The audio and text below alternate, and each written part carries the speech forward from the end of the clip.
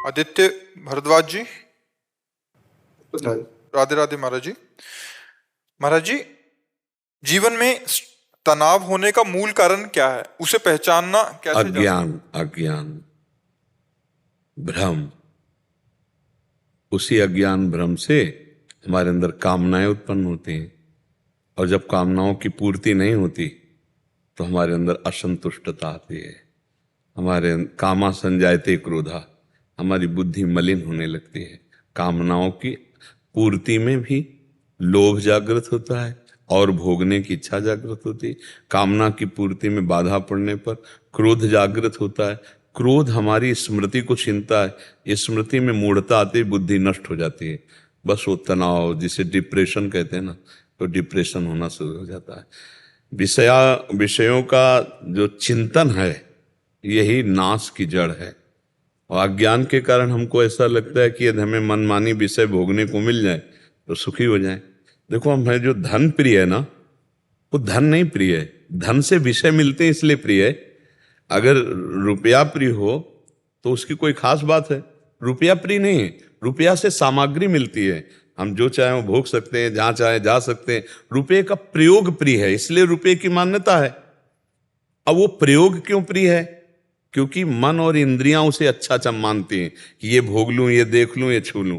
तो मन और इंद्रियां जिनके पास ये सब भोग हैं, उनके क्यों नहीं तृप्त हो गए? मान लो अपने पास तो है नहीं, लेकिन वो चीज किसी के पास है, वो क्यों नहीं तृप्त हो गया? तो इसका मतलब है कि हमको ड्रामे में फंसाया गया, अज्ञान में फंसाया जा रहा है। बार बार भोगो, बार बार देखो। देखो, इस संसार का सबसे बड़ा सुख कहाँ निहित किया गया है? निहित माने स्थापित किया गया है। आप दिमाग में अपने ढूंढो, दिमाग में ढूंढ के जब आओगे तो इंद्रिय भोग केवल सबसे बड़ा सुख है। आप देख लो, सब अपने दिमाग में देखो। मैं पढ़ लिख करके अच्छा नौकरी करूं या व्यापार करूं, खूब धन कमाऊं, धन कमाकर मकान बनाऊं और सुंदर ब्याह करूं, खूब खाने पीने की सामग्री हो, बढ़िया हमारे पास मित्र हो जो हमारी अर्धांगिनी हो, मन मानी जो मैं चाहूं वैसा भोगूं। लेकिन ये सब है किसी के पास जैसा तुम सोच रहे हो, इससे भी अच्छा है किसी के पास, लेकिन वो भी तृप्त नहीं है। विडंबना है कि जिस शरीर को देखकर तुम चाहते हो ऐसा हो तो मैं सुखी हो जाऊं, उसी को कोई भोग रहा है, और वो उधर से निरपेक्ष, वो किसी तीसरे की तरफ देख रहा है, और वो तीसरा जिसके ऊपर वो चौथे की तरफ देख रहा है। ये है क्या? बड़ा सूक्ष्म विषय है। अगर इसको देखा जाए तो ये है क्या? बोले अज्ञान। ये सब का मूल जड़ अज्ञान है, जिसमें हम फंस रहे हैं, जिसमें हमारे को अब निकलना होगा। वो निकलने के लिए अध्यात्म है, अध्यात्म ही निकाल सकता है, अन्यथा बहुत बुरी तरह से अपने लोग दलदल में फंस गए। दलदल में नहीं, मन डरता है। अगर छोड़ने की बात सोच लो तो मन भयभीत हो जाता है, ऐसा लगता है फिर संसार में रह क्या गया। अब देखो, हम लोग जो बात जानते हैं वो तुम्हारे मन से मन मिला के जानते हैं। जैसे थोड़ी देर के लिए हमने आपसे मन मिला दिया, अब आपके मन में जो चल रहा है वो हमारे, तो तुम्हें लगेगा ये तो मेरे मन की बात बता रहे, वो सारी सृष्टि के मन की बात है। अगर आपसे कहा जाए कि ये झूठा है, आप इसे छोड़ दो, तो छोड़ने की बात सोचने मात्र से लगता फिर तो हम मर गए, जीवन है किस काम का। इसी में पूरा जीवन निकल जाता है और उसे विश्राम नहीं मिल पाता है। हम कह रहे हैं भोगो, लेकिन धर्म पूर्वक भोगो। धर्म, उसे एक सीमा में बांध दिया गया है। धर्म एक सीमा में बांध देता है, तुम्हें ये खाना है, तुम्हें ये पीना है, तुम्हारी पत्नी है, तुम्हारा ऐसा, तुम्हारा, बस इस सीमा में रहो, नाम जप करो और धर्म को भोगो तो निकल जाओगे, फंसोगे नहीं। लेकिन आप गौर से देखिए, ईमानदारी से, वृंदावन की भूमि में बैठे हो, क्या मन सीमा में राजी है? ईमानदारी से देख लीजिए, मन को नवम नवम चाहिए भाई, नवम नवम। और ये इसीलिए पाप कर बैठता है, चाहे जितना पैसा लगे, नवम नवम। आप हमारी बात को अंदर से समझ लीजिए।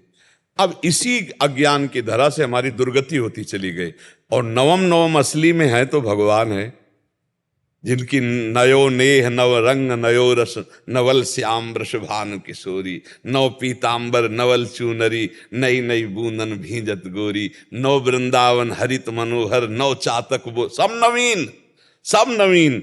और उस नवीन में तो तृप्त हो गया जीव। मन विश्राम बिना भगवान के नहीं मिलेगा।